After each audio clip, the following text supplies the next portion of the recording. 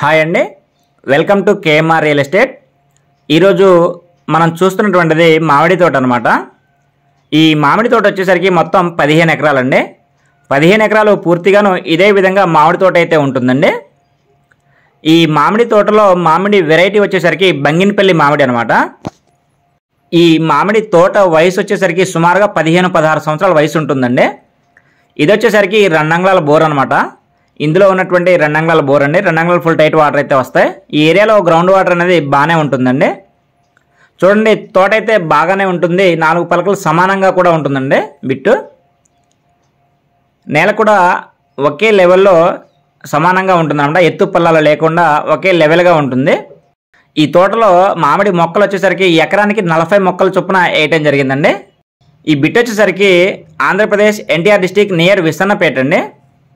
ఇక కాస్ట్ విషయానికి వస్తే వీళ్ళు ఎకరం కాస్ట్ వచ్చేసరికి 28 లక్షలు అయితే చెప్తా ఉన్నారండి. నెగోషియేషన్ అయితే ఉంటుంది, మాట్లాడుకోవచ్చు. అరౌండ్ ఒక 27-26 ఈ మధ్యలో ఏదో ఒక ప్రైజ్లో అయితే ఖచ్చితంగా వచ్చేస్తుందండి.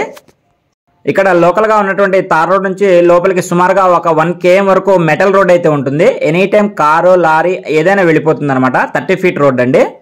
వీడియో ఎండింగ్లో మీకు రోడ్డు కూడా చూపించడం జరుగుతుంది. వీడియో అయితే ఎండ్ వరకు చూడండి, మీకు ఒక క్లియర్ కట్ ఇన్ఫర్మేషన్ అనేది వీడియోలో దొరుకుతుంది. ఈ బిట్కి చుట్టూ కూడాను ఫెన్సింగ్ అయితే ఉందండి. 4 పలకలు సమానంగా ఉంటుంది.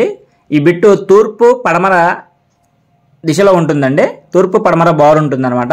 అదేవిధంగా రోడ్డు కూడా ఆ దిశలోనే ఉండటం వల్ల రోడ్ ఫేసింగ్ కూడా చాలా ఎక్కువగా ఉంటుంది.